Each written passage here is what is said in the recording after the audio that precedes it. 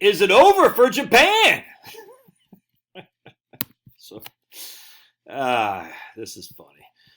Japan, the land of the sinking sun. What? Japan, this won't end well. Has one last strategy. Hope! The fiscal numbers don't look pretty with debt as a percentage of GDP at 260%. Japan's the land of the sinking sun. This is written on 9 March 2023, so over 2 years ago. I just want to point that out. All right, so check this out. This is kind of funny. Right here. If the Bank of Japan defends the currency by raising interest rates, stopping quantitative easing, or some combination of the two, bond yields will have a first-class ticket to the morgue and soar higher. All right, bond yields will have a first-class ticket to the morgue and soar higher. I don't understand that, but okay. But anyway, he's saying bond yields will soar higher. I don't get the morgue reference. But Japan will become insolvent and unable to service its debts. What is the solution? There's no easy solution. All Japan can do is hope for a swift global GDP growth and inflation downturn to give Japan a stay of execution. The terrifying part of all this is that Japan is the third largest economy in the world, which will profoundly impact global financial markets. All right, so remember, because Japan's debt was so high, they're cooked, and they're the land of the sinking sun. So I went on to old Claude here, and I said, Claude, give us some insight. Has Japan raised the rates? The Bank of Japan raised the rates. Oh, yes, they have. The Bank of Japan has raised its rates in the last 2 years. They raised interest rates this month, ending a historic era of negative interest rates, which occurred in March 2024. The Bank of Japan policy rate at the end of 2024 stood at 0.25 compared to the end of 23, which is 0.10. So they've gone 35 basis points, right? All right. And the benchmark interest rate in Japan was last recorded at 0.5%. Interesting. So in summary, the Bank of Japan moved from negative rates at the end of 2023 to 0.25 in December 2024, and has continued raising rates into 2025 at the current rate of does that say 5.50? Yes, 5, right? Does that say 5 or 3? It looks like 5 to me. This represents a significant policy shift over the ultra loose monetary policy. Then I said, has Japan total debt increased over the last 2 years? Yes, the debt has grown from 1.2 trillion in December 2024 to 1.324 trillion in yen in March of 2025. So the debt has gone up. I'm not saying significantly, but still certainly increased. Interesting. So you can see the debt has gone up. And on top, let's see, the debt has been consistent. So the debt has gone up. The interest rates have also gone up. Has Japan gone down? Has the Japan sunk? No, Japan hasn't sunk at all. Japan's still sitting there. And Japan is, this whole thing about the debt. Everyone keeps talking about this. And yet Japan is still sitting there doing fine. Yeah, the GDP isn't growing that much, but I was just watching this one guy's video. Very interesting. Here, Louis Zhao. Let me just pop and play it so we don't see him without his eyes. Oh, there we go. Looks like a pretty good guy. And this guy is crushing. He's shining. So anyways, one of the comments on here is great. What was that? Vietnamese listening to a Chinese living as American talk about Japanese and then about Indian and Greek philosophy. Now that is the internet I grew to love. Exactly. Anyway. So there is this guy. It's a very interesting video, and I'm going to put it in the show notes because I think it's a good listen to, because some people say, well, Japan.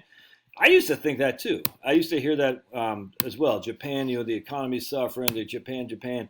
But then I started looking into it a little bit. I said, maybe Japan's showing us something. See, the Japanese cost of living is significantly below the United States. Let's do it in terms of PPP. Graph it,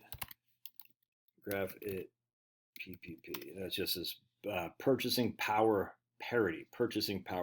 So let's see what it says. Start at 100 right there. The U.S. has gone up to 145, 45% increase since 1980. Purchasing power parity. That way you're kind of comparing the apples to apples. Japanese, and this is from 1980, their cost of living is below what it was in 1980. Interesting. All right, now let's do the same thing for housing costs. Compare median housing cost, PPP. All right, watch this. So here's the housing cost in Japan. That's the bubble they had, but look where it is now. From 1980 is at 100, and now it's at 140. So it's gone up 40%. The median housing cost, purchasing power parity, excuse me, when you compare it to the United States.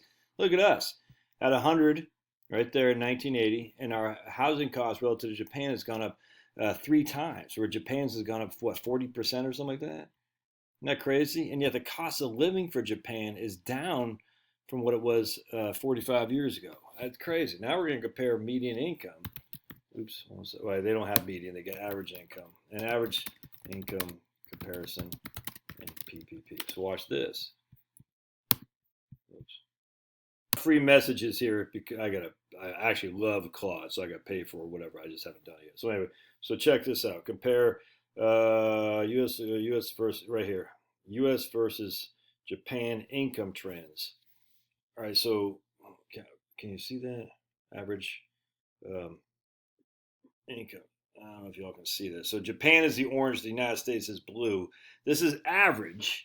All right, so average is skews towards the outlier because you got Elon Musk and Jeff Bezos and whatnot. But still, you can see the income in the United States has gone up significantly more than the income in Japan. All right. Now, the cost of living in the United States has gone up significantly, and this is the average. And you hate to use average, but they said they couldn't find the median. But anyway, the average income has gone up from in the United States from it was 27,000 to right now it's 80. It looks like 80 something thousand. Where Japan is 41,000. So we've doubled the income. But the cost of living in Japan is actually lower than it was. But the income has grown, but the cost of living has dropped. The house prices have grown, but not nearly to the extent of the United States. Are they really suffering? Now, for some reason, the guy said the price of rice in Japan is through the roof. I don't get that. I'm not sure what's going on with that. But are they really suffering relative to us just because their GDP hasn't grown?